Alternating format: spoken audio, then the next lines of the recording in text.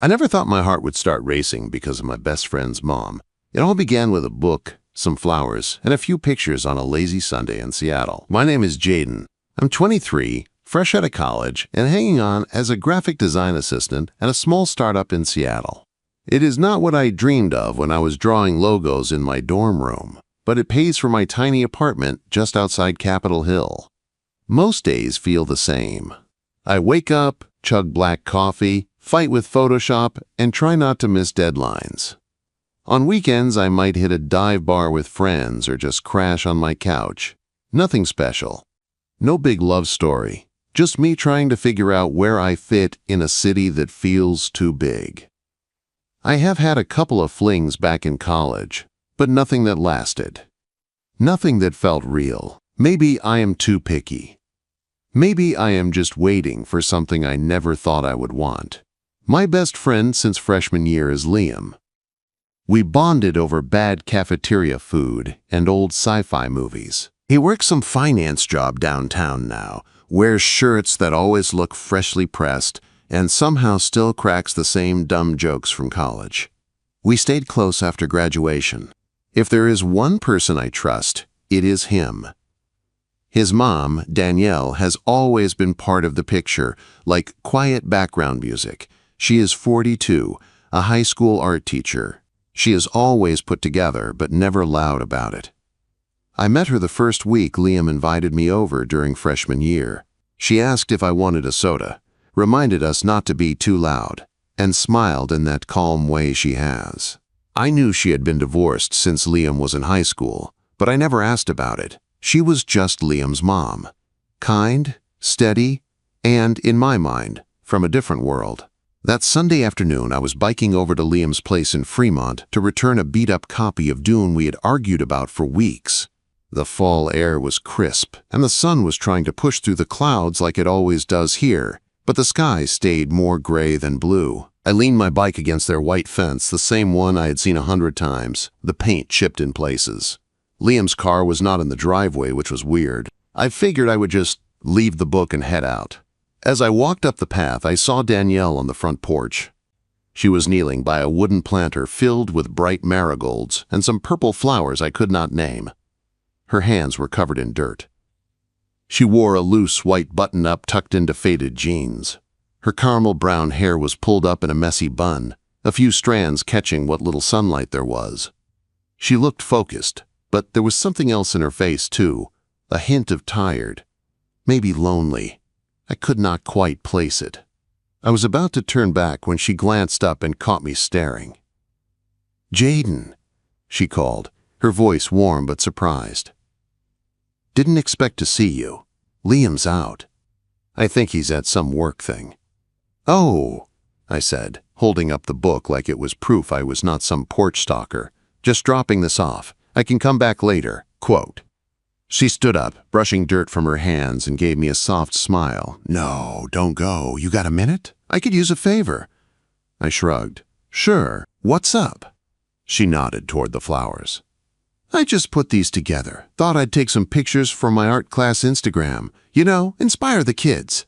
But I'm hopeless with a camera, and there's no one around to help."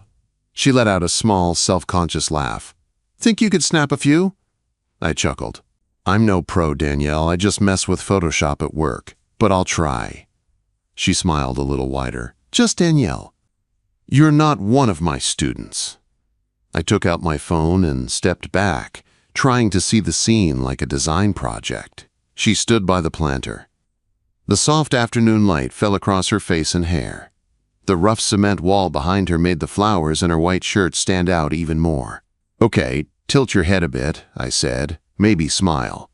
She did, but it didn't look fake. It was gentle, like she was remembering something. Her eyes caught the light. There was a hint of sadness there, but also something warm and open. I snapped a few shots, moving to get different angles. The flowers, the light on her hair, the way her hands rested on the edge of the planter. Dirt on her fingers, but her touch soft and steady. When I handed her the phone, she stepped in closer to see the screen. Her shoulder brushed mine for just a second. My body noticed before my brain did. "Oh my God."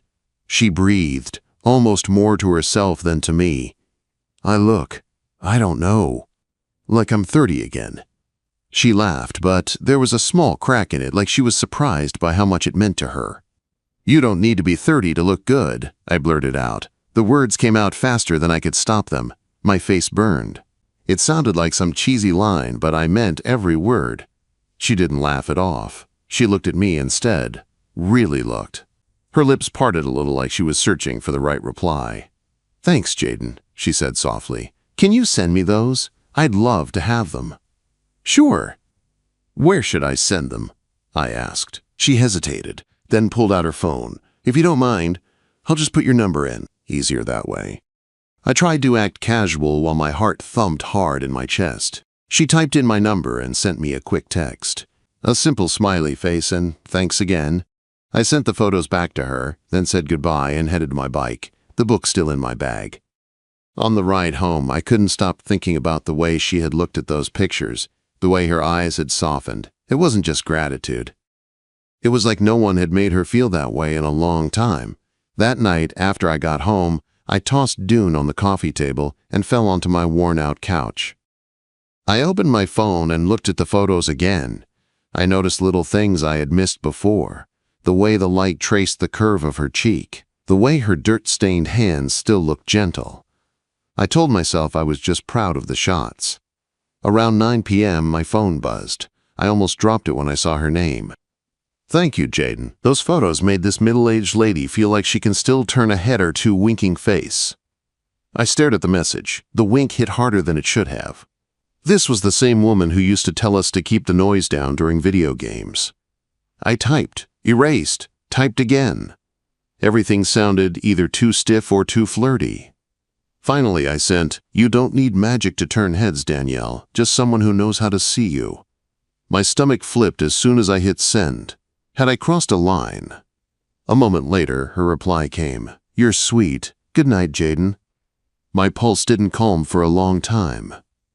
The next morning, she texted again, asking if I had edited the photos in Photoshop. I told her I hadn't. That turned into a chat about my design work, then her art classes. It was easy, light, but also new. I wasn't used to talking to her without Liam in the picture. 3 days later, another text popped up. "Feel like grabbing a coffee?" My treat for the photos. I stared at the screen. She didn't mention Liam. She didn't say he'd be there. "Sure," I typed. "I'm free tomorrow afternoon. Name the place." She picked a small cafe by Lake Union with wooden tables and a view of the water. I told myself it was just a thank you, just coffee. But deep down, I knew it was the start of something I wasn't ready to name yet. If taking Danielle's picture opened a door, that coffee by the lake pushed it wide enough for me to step through. The cafe she picked sat right by Lake Union, a small place with wooden tables and big windows that looked out over the water. When I walked in, the smell of roasted coffee and warm pastries wrapped around me. Soft jazz played in the background, something old and smooth that made the room feel slower than the rest of Seattle. I got there a few minutes early, but she was already sitting near the window with a ceramic mug between her hands. She wore a navy sweater and jeans, her hair down for once, loose waves falling over her shoulders. The gray light from outside framed her face, and for a second I just stood there, wondering when exactly she went from Liam's mom to someone I could not stop thinking about. Quote, "She looked up and smiled when she saw me. 'Hey, Jayden,' she said. 'Didn't expect you to be late. I'm always the early one.' 'I'm not late,' I said, sliding into the chair across from her. 'You're just on teacher time.' She laughed, that soft, warm laugh that already felt familiar. Guilty. When you work with teenagers, you learn to show up before they do. We ordered black coffee for me, a latte for her. I waited for her to bring up Liam, to ask if I'd seen him, to talk about him the way most parents do. She didn't. Instead, she asked about my job, how I got into design, what I liked about it, and what I hated. I told her about staying up late in college, trying to finish projects, about the professor who told me I had an eye for balance even when my grades didn't show it. I complained about annoying clients who wanted 5 logos for the price of 1. Danielle listened like none of it was boring. Her eyes stayed on mine, steady and curious. "You really are good at this," she said. "Those pictures you took of me, they weren't just lucky shots. They made me feel seen." Quote. I shifted in my seat, looking down at my mug. "I just pointed my phone and hit the button." She shook her head. "No, you saw something I forgot was there." "That matters." Her voice was soft, and there was that same tiny crack in it I had heard on the porch. I didn't have the right words to answer, so I just held her gaze a moment longer than felt safe. We talked about her job next. About paint-covered desks and loud kids who complained about perspective and shading. She told me a story about a student who turned a bowl of fruit into something that looked like a pile of balloons. "I didn't have the heart to correct him," she said, smiling. "He was so proud of it." I found myself laughing and leaning in, forgetting for a while that she was older, that she was my best friend's mom. She told me she loved jazz, how she used to sneak into clubs in her 20s just to listen to live music. I admitted I didn't really get jazz, but I'd try listening to Miles Davis for her. "Don't try too hard," she said. "Just let it sink in." Quote. When we finally stepped outside, the sky was turning pink over the water. She pulled her sweater tighter around herself. "This was nice," she said. "Thank you for coming." "Thanks for the coffee," I replied. "You didn't have to buy." "I wanted to," she said. "You've been good company lately." That word stuck with me the whole bike ride home. Company. Not Liam's friend. Not the kid who hangs around. Just company. After that, things didn't go back to normal. They shifted, slowly, like the seasons changing without you noticing, until one day the trees are a different color. We started texting more. At first it was about the photos, then about work, then about random things. She'd send me pictures of her students, paintings, messy but full of life. I'd send her sketches I did during lunch, little doodles I never showed anyone. "You're wasting talent on scribbles," she typed once, followed by a smiley face. I grinned at my phone longer than I'd admit. We began meeting up from time to time. A coffee here, a walk there. Sometimes we walked around Green Lake, the path lined with trees that were just starting to turn red and gold. She would point out the way the light hit the water, or how a dog chased its own tail like it had all the time in the world. I nodded and pretended to look, but I watched her more than the view. One afternoon, she asked if I could help repaint the old fence in her backyard. Liam was at work. The sun was out, weak but trying. We stood side by side with brushes in our hands, painting over chipped white boards. "You missed a spot," I said, pointing to a strip of gray wood. "Oh, please," she shot back. "Art teacher, remember?" She flicked a tiny bit of paint at me. It hit my cheek and she laughed. I dipped my brush and swiped a thin line across her forearm in return. For a second, we were just two people making a mess and laughing in the yard. No age difference. No titles. No labels. "You're not as bad at this as I thought," she said finally, giving me a sideways smile. "High praise," I answered. "I'll add it to my resume." Quote. Later, I would think about that day and realize how easy it felt to be around her, but at the time I just felt light, comfortable, seen. Then the storm came. About a month after that first coffee, Seattle got hit with one of those heavy rains that made the whole city feel soaked through. Thunder rolled outside my window, low and steady. I was sitting on my couch with my laptop, pretending to work on a logo when my phone buzzed. It was her. "Hey," she wrote. "Sorry to bother you. The power just went out here. I'm alone and not great with storms. Any chance you're free?" I stared at the message. I didn't think. I just moved. "I'm on my way," I replied. I grabbed a flashlight and a pack of old candles from my kitchen drawer, pulled on my hoodie, and biked through the rain. The streets were slick and dark. By the time I got to her house, I was soaked. Danielle opened the door holding a small battery lantern. The soft light made her look younger and older at the same time. Her hair was pulled back, and she wore a gray cardigan over a simple shirt. "You didn't have to come," she said, but relief was written all over her face. "I wanted to," I said, stepping inside. The house was quiet, no humming fridge, no TV noise, just the sound of rain against the windows. Liam was staying at a friend's place, she told me. It was just us. I set the candles on the coffee table and lit them, one by one. Warm, flickering light filled the living room, chasing away the shadows. We sat down on the couch, side by side but not touching, the space between us feeling very small. Outside, thunder cracked again. She flinched, her hands tightening in her lap. "You really don't like storms, huh?" I asked. She gave a weak smile. "It's silly. When I was a kid, my dad used to sit with me and say the thunder was just the sky talking. But now..." Her eyes drifted to a framed photo on the wall. A younger version of herself stood there with Liam and her ex-husband, all smiles at some long-ago picnic. Now it just makes me feel small. She fell quiet for a moment. The candlelight made her eyes shine. "I was a wife, a mom, a teacher," she said slowly. "Somewhere along the way, I stopped being just Danielle. I was there for everyone else, and then one day I realized no one really saw me anymore."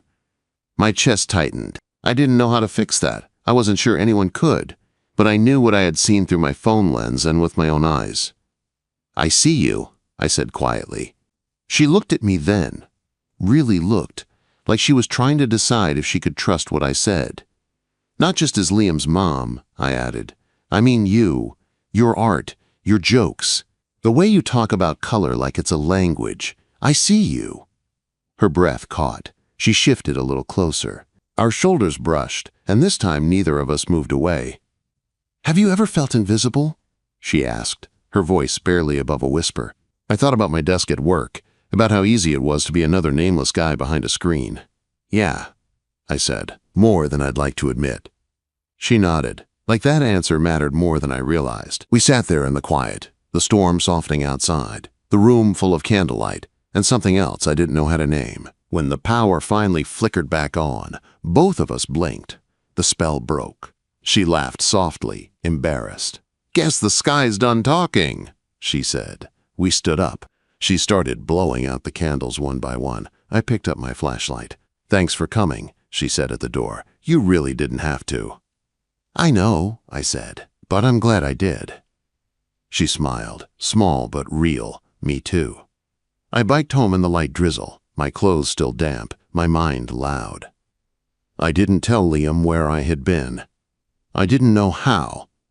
How was I supposed to explain that his mom had called me when she was scared of the dark, and I had gone without thinking? Something fragile had formed between Danielle and me that night.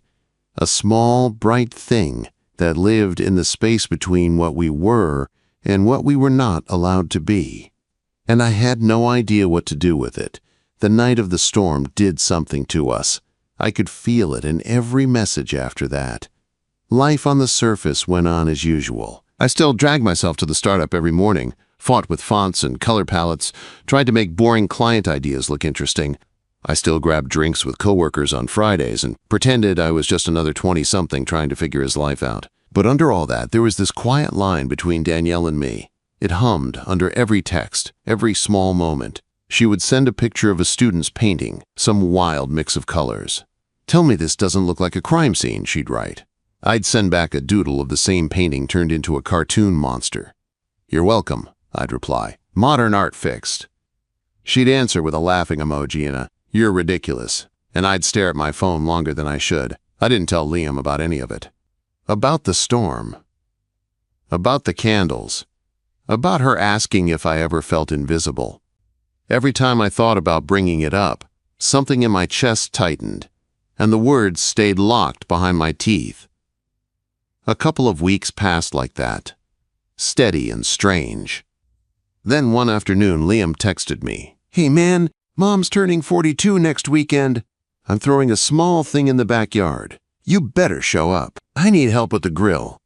I stared at my screen for a moment. I hadn't even thought about her birthday. "Yeah, I'll be there," I replied. "Need anything?" Quote, "Just beer and your useless muscles," he wrote back. On the day of the party, I biked over with a 6-pack of craft beer swinging from my handlebar and a knot in my stomach. The sun was sinking, the sky painted in soft pink and orange, and the air had that crisp bite that meant fall was really here. Their backyard looked different than usual. Liam had hung warm yellow string lights across the deck. and they glowed softly over the grass. Folding tables were set up with paper plates and bowls of chips. That same planter full of marigolds sat near the steps, bright against the fading light. Liam was at the grill, flipping burgers and trying to look like he knew what he was doing. A couple of his coworkers stood nearby, talking loudly about something I did not follow. Danielle moved between the deck and the yard, carrying a tray of drinks, laughing with one of her colleagues from school. Her hair was down, loose and curling past her shoulders. She wore a simple green dress that hit just above her knees, nothing flashy, but it made my chest tighten when I saw her. She caught my eye for a second across the yard and gave me a small, private smile. Not the hostess smile she gave everyone else. Something softer. Just for me. "Bro," Liam called out. "Finally, get over here. These burgers are threatening my life." I forced my eyes away from her and went to help him, setting the beer on the table and pretending my heart was not trying to escape my ribs. The party itself was small, a few of Liam's friends, two of Danielle's coworkers, music from a Bluetooth speaker, the low buzz of conversation. People told stories about her, laughed about her being the cool art teacher. And she smiled, said thank you, brushed off the attention like she was not sure what to do with it. I watched her from the edges, the way she moved through the crowd, making sure everyone had a drink, checking on the food, asking if anyone needed anything, always giving, always in motion. Every now and then, we'd cross paths, and she'd touch my arm lightly as she walked by or lean in to say something small, like, "Thank you for coming," and it would land heavier than it should. As the night stretched on, people started to leave. Cars pulled away from the curb. The music got quieter. The sky darkened fully, and the string lights became the main glow in the yard. One of Liam's friends came running up, asking for help with a car that wouldn't start. Liam groaned but followed him out front, tossing me a look over his shoulder. "Start cleaning up, man," he said. "I'll be back in a sec." Soon, it was just me and Danielle in the backyard. I started stacking empty plates and tossing cups into a trash bag, the soft hum of crickets filling the space where music had been. When I turned, I saw her standing near the deck railing, holding a half-finished glass of wine, staring out at the dark outline of the trees behind the fence. She looked smaller like that, not the strong, put-together teacher, just a woman alone at the end of her own party. I walked over, the trash bag hanging from my hand. "Hey," I said gently, "you okay? Birthday girl is supposed to be smiling." She blinked and turned toward me. Her lips curved into a small smile, but her eyes were glassy, reflecting the string lights. "It was a good night," she said. "Liam did great. And you." "Thank you for helping." "You deserve it," I said. I dropped the trash bag and shoved my hands into my pockets, trying not to stare at the way the lights brushed over her hair. "Not just the party, all of it. You deserve to be celebrated." Her smile faltered. She looked down at her glass, spinning it slowly in her fingers. "You're too kind," she said quietly. "Most people just see the mom, the teacher, the one who always has it together. That's who I'm supposed to be, right?" She let out a small breath. But tonight, I just keep thinking how fast the years went. I blinked, and suddenly I'm 42. She looked back up at me, and for the first time that night, she dropped the practiced smile. "I've spent so long being what everyone else needs," she said. "Liam's mom, the reliable coworker, the person who doesn't fall apart. But sometimes I wonder if it's wrong to want someone to see me as a woman, not just a role." The air between us felt heavy. I could hear the faint sounds of Liam talking with his friend out front, the distant rumble of a car engine, but it all felt far away. Without thinking too hard, I stepped closer. My heart hammered, but I did not back down. I reached out and took her free hand, my fingers brushing hers before lacing gently through them. Her skin was warm. A small jolt ran up my arm. "It's not wrong," I said softly, "and I do see you, Danielle, not just as Liam's mom, as you." She sucked in a sharp breath. Her eyes shone, and a single tear slipped down her cheek. She didn't pull her hand away. Instead, she squeezed mine. her thumb brushing over my knuckles like she was afraid if she let go, something important would disappear. "I shouldn't be saying this," she whispered. "You're so young, Jaden. And Liam, he trusts you. This is all so—" She shook her head like her thoughts were running too fast. "I know," I said. My voice was low, steady. "I think about him too. But I'm here because I want to be. And I'm not going anywhere unless you tell me to." She held my gaze, and the world seemed to narrow down to her eyes, the lights, and the feeling of her hand in mine. For a moment, I thought she might step closer, close the gap, erase whatever line we had been pretending still existed. A car engine roared to life out front. Voices drifted over. The spell broke. Danielle blinked, pulled in a shaky breath, and gently let go of my hand. She wiped her cheek quickly, as if she could erase the tear that had already fallen. "We should finish cleaning up," she said, her voice trying to be steady again, "before Liam comes back and freaks out about the mess." Quote, "Yeah," I said, picking up the trash bag with fingers that still felt her touch. "Right." We cleaned in a quiet rhythm, side by side but not touching. Every time our arms brushed, I felt it like a spark. When I finally grabbed my bike from the side of the house, Liam clapped me on the back, thanking me for the help and joking about how bad he was at grilling. Danielle stood on the porch, arms folded, watching us. Our eyes met for a brief second, and she gave me that same small, private smile from earlier. On the ride home, the cool air hit my face, but it didn't clear my head. I replayed that moment by the deck over and over. Her words, her hand in mine, the look in her eyes when I said I saw her. Something had shifted, not in a soft, maybe kind of way, in a real, solid way. I knew we had stepped over a line, even if there had been no kiss, no big scene. A quiet line, but a line all the same. And as much as I knew I should be afraid of what that meant, I could not bring myself to wish it away. My best friend's mom asking me to take her picture was supposed to be a small thing, a favor, a few clicks on my phone on a quiet Sunday. But weeks after her birthday, I kept thinking, if I had known what that moment would turn into, I might have been even more nervous. Or maybe I would have said the same thing I did later. "You look better than girls my age." After the party, our connection did not fade. If anything, it grew heavier, more real. On the surface, nothing had changed. I still went to work, still drank bad office coffee, still nodded through client calls. Liam and I still grabbed beers sometimes. He talked about stocks, his boss, random drama at the office. Whenever he mentioned his mom, my chest tightened. He had no idea what was happening between his best friend and the woman who raised him. Underneath, Danielle was like a quiet second heartbeat in my day. Our texts were steady. Every morning or night there was something.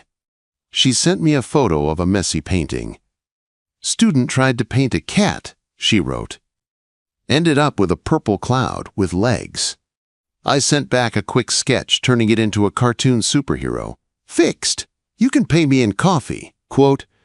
She replied with a laughing emoji and deal. One afternoon, a message made me stop cold. "Still have that photo you took of me as my lock screen," she wrote. "Makes me smile every time I see it." I stared at the text, my heart thudding. That picture from the porch. Her by the flowers, the tired sadness, and the soft light. "If you want a new one," I typed, "I've still got my phone and plenty of time." There was a pause. Then she sent a single red heart sticker. No words. Somehow that felt louder than anything she could have said. A few days later, she texted again. "Free Saturday? Thinking of updating my photos. Something more put together. For school, and maybe for me." My stomach flipped. "Yeah," I replied. "Name the time." 3, she wrote. "My place. Bring that designer eye of yours." When Saturday came, I almost backed out twice. I stood in my apartment, staring at my reflection, wondering if I should dress nicer, then gave up and stuck with jeans and a clean black t-shirt. I grabbed my better camera instead of my phone this time, slung it over my shoulder, and biked to Fremont. The sky was clear, the kind of rare blue Seattle gets when the clouds finally give up. Her house looked the same as always, but my chest felt tighter as I walked up the path. Danielle opened the door before I could knock. She wore a simple, soft blue blouse and dark jeans that fit her perfectly. Her hair was loose, brushing over her shoulders. She had on light makeup, just enough to bring out her eyes. "Wow," I said before I could stop myself. "You look nice." She smiled, a little shy. "Nice? That's it?" Quote, "Really nice," I corrected. "You look great." She stepped aside to let me in. The house smelled like coffee and something sweet, maybe vanilla. "I was thinking we could try a few by the window," she said, pointing to the living room where the light poured in. "Then maybe on the porch again, if you don't mind." "Whatever you want," I said. "You're the client." She rolled her eyes but smiled. We started by the big front window. I had her sit on the edge of the couch, then stand, then turn slightly toward the light. I told her where to angle her chin, where to look. The whole time, my mind was buzzing, trying to stay focused on the camera and not the fact that it was just us here again. "Relax your shoulders," I said. "You look like you're waiting for a principal to yell at you." She laughed, and the tension in her face melted. I snapped a few shots in that moment, catching the real smile, the one that reached her eyes. "See?" I said, showing her the screen. She leaned in close, her shoulder brushing mine again. That same electric feeling rushed through me. "Oh," she breathed, "I actually like these. I look softer, not so tired." "That's because you are softer," I said quietly. "You just don't see it." She glanced up at me, and for a second, neither of us looked at the camera. Then she cleared her throat. "Come on," she said. "Let's try a few outside. That's where this whole thing started, remember?" We moved to the porch. The planter was still there. The marigolds fading now, but still bright. I had her lean against the rail, then sit on the steps, the light wrapping around her. She brushed a strand of hair behind her ear and looked at me, waiting. "Like this?" she asked. Something in my chest pulled tight. The way she stood there, calm and open, made my mouth move before my brain could filter it. "Honestly," I said, lifting the camera but not taking the shot yet, "you look better than girls my age." The words hung in the air, clear, no way to take them back. Her eyes widened slightly. Her lips parted. She didn't laugh it off. She didn't roll her eyes. She just stared at me like I had just said something she had been waiting to hear for years. "Jaden?" she said softly. I lowered the camera halfway, my hands suddenly sweaty. "Sorry, that came out wrong. I mean, not wrong, I meant it. She stepped closer, closing the small space between us. The porch felt very quiet. The street sounds faded into a dull hum. "Don't apologize," she said. "You meant it." I nodded, my throat dry. "Yeah, I did." Quote. For a moment, we just stood there, the autumn air cool around us, the sunlight catching the edges of her hair. I could feel my heart pounding in my ears. "This is crazy, right?" she whispered. "You're 23. I'm 42. You're my son's best friend." "I know," I said. "Believe me, I know." "Then why does it feel like I breathe easier when you're around?" she asked, her eyes shiny. "Why do I feel more like myself with you than I have in years?"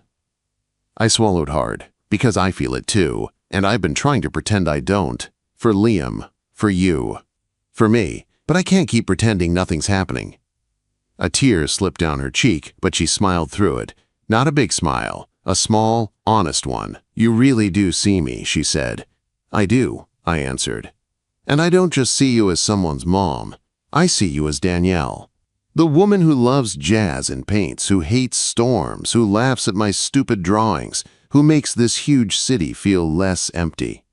She let out a breath that sounded like a quiet sob and a laugh mixed together. Before I could say anything else, she reached up and cupped my face with one hand, her fingers warm against my skin. I froze, every muscle tight, but I didn't move away. "Tell me to stop," she whispered. I looked into her eyes and knew I wouldn't. "I won't," I said. She leaned in and kissed me. Slow, gentle, not rushed or wild, just real. Her lips were soft and careful, like she was afraid I might break. My hand found her waist, not pulling, just resting there. For a moment, the world shrank to the two of us on that porch. No age gap, no labels, no guilt. Just the woman who thought she had faded, and the guy who accidentally caught her light in a photo. When we pulled back, we stayed close, her forehead resting against mine. "This changes everything," she said quietly. "I know," I replied, "and we can't hide forever, not from Liam, not from anyone." Fear flickered across her face. "He's going to be hurt, maybe angry." "He might hate me," I said, "at least for a while." She searched my eyes. "Is this worth that?" Quote. I thought about all the nights I'd stared at my phone, waiting for her name to light up my screen, the way I felt when she laughed, the way she looked at me like I mattered, the way I felt standing here now, with her hand still on my cheek. "Yeah," I said, "to me, it is. But it has to be worth it to you, too." She was quiet for a long time, then she nodded, slow but sure. "Then we tell him," she said, "not today, but soon." Together. Together, I repeated. We went back inside and looked at the photos on my camera. We stood shoulder to shoulder, our hands brushing, our bodies very aware of each other. The pictures were good, better than I expected. She looked strong and soft at the same time. Alive. "Send me these," she said. "All of them, even the ones I don't deserve." "You deserve every single one," I said. When I left, the air felt different. Like the city had shifted a few inches to the side. I knew things were about to get complicated. Hard. Messy. There would be hurt. There would be questions. There would be a long talk with Liam that I had already started rehearsing in my head. But as I biked home, the sun low and the air cool against my face, my phone buzzed in my pocket. I pulled over and checked it. "Thank you," her text read, "for seeing me. For today. For everything." I typed back, my hands steady. "Always," I wrote. This started with a picture. I'm not going to pretend it was just that anymore. I slipped my phone back into my pocket and pushed off again, the wheels rolling over the pavement. I didn't know exactly how the story would end. I only knew this. My best friend's mom asked me to take her picture. I saw her through my lens. And somewhere between the flowers, the storms, the coffee, and that porch, I realized I wasn't just capturing an image. I was falling in love.